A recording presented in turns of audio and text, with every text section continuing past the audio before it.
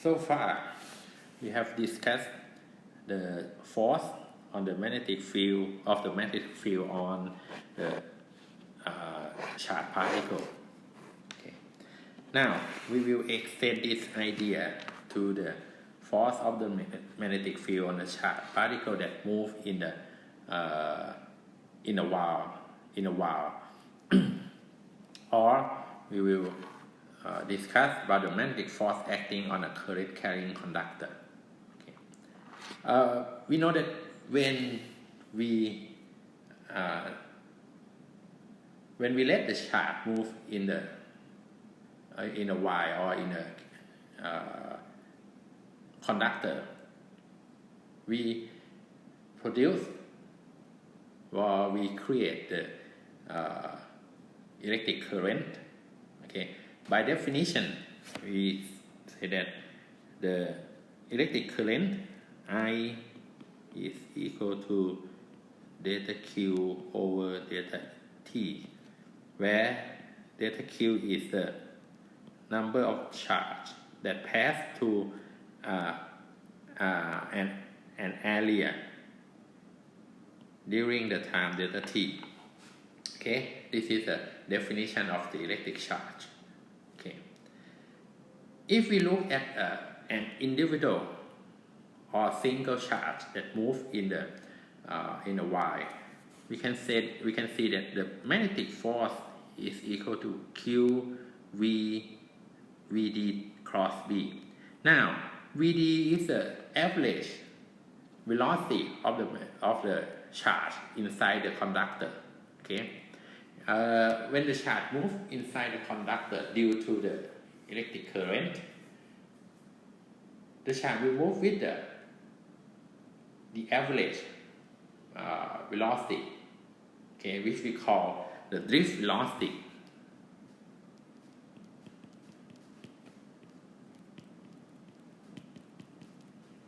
VD. Okay, so we assume that every charged particle in the conductor move with the same velocity. Okay, they may move with a different velocity, but on average, they move with the velocity VD. So we can say that on average, the force on each individual charged particle, the magnetic force is Q VD cross B. Okay, this is the force on a single or on an individual charge. Now we want to know the total force on the charge that move in a conductor. Okay. So if we look at a segment, the straight segment of a conductor with the length L and the cross-sectional area A. Okay.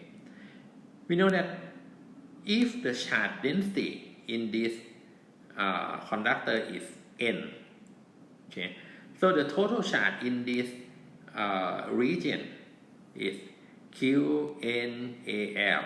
We can see that AL is the volume of the conducting wire with the length L and the cross-sectional area A.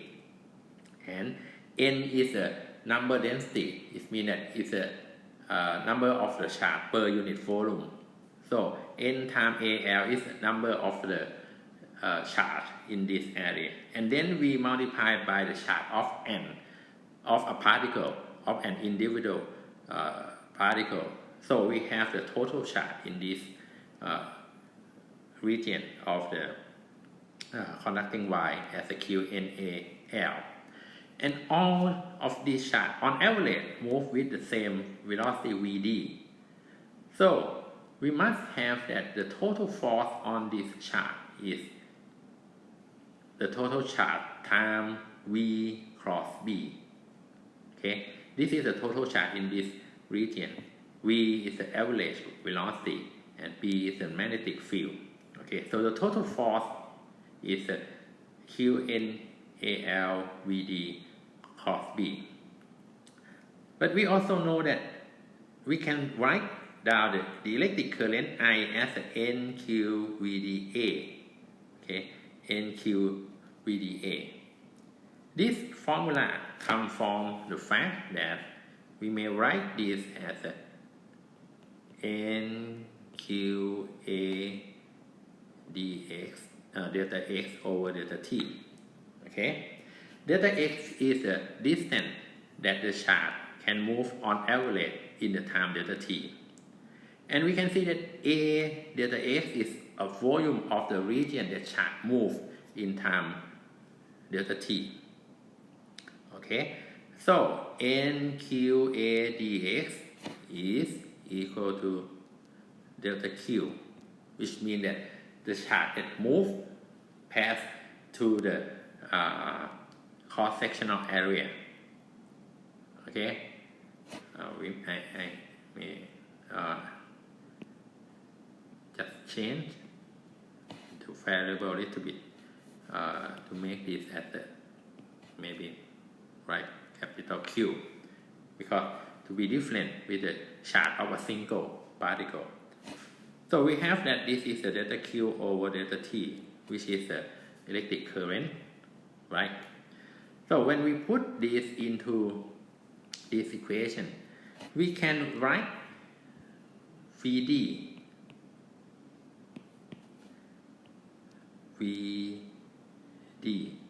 as the magnitude of the VD, magnitude of the drift velocity, times the unit vector that point in the direction of the vector VD. Okay, this the meaning of this equation is that the vector VD can be written as the magnitude of VD times the unit vector that point in the same direction of VD. Okay, so if we write VD like this, okay, we can see that we can rewrite this equation as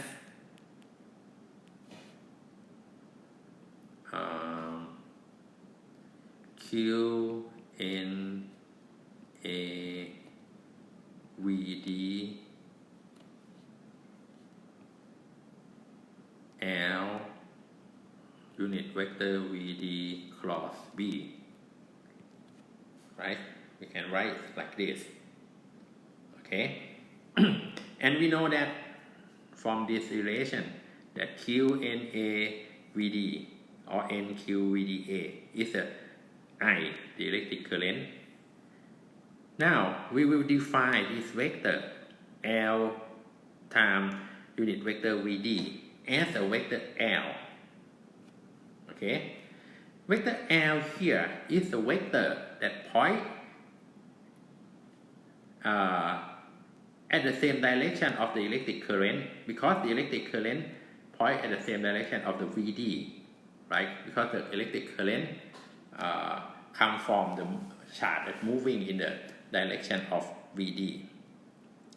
And the magnitude of the vector L is equal to the length of the conductor or of the Y in the region that we are interested. Okay, so from this derivation, okay, we can say that the total force on the Y here is equal to IL cross B. Okay, IL cross B. L is the vector that point in the same direction of the electric current and has the magnitude of the length of the Y, and B is the magnetic field. Okay, this is a formula for the force when we place the current carrying Y or the current carrying conductor, which has the form of the straight line in the magnetic field B.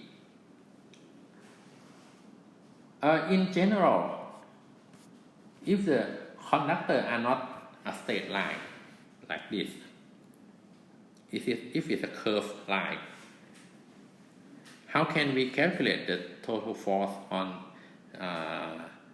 this conductor. The concept is quite simple. If we have a curved line like this, we can divide it into a small segment. Okay.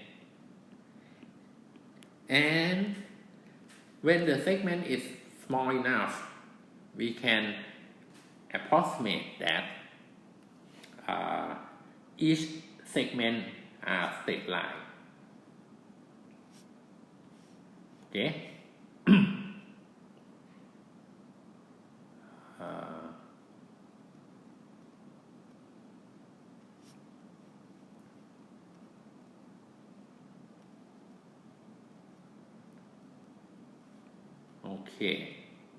Okay. We can approximate that each segment and straight line. Okay. So when we approximate that each segment are the straight line, we can use the relation that we derived earlier. But now we will write the force that act on each segment. Okay, the magnetic force that act on each segment as dFB. Okay, dFB. Here dFB can be written as I ds cos B. Again, the vector Vs is defined as a vector that points along each segment in the direction of the current or in the direction of Vd. Okay, as has the magnitude of the length ds of this segment. So it means that this dFB is the force on this segment. Okay, and if we want to calculate the total force on this Y, it is as simple as we sum up the force on each segment to get the total force. And when we do the summation of something on the small segment like this, if the segment is small enough, we can use the technique from the calculus, that is the integral technique, to calculate the summation of the force on each segment. Please remember that integration is nothing more than summation. So it means that the meaning of this equation is that you sum up the force on each segment to get the total force on this Y.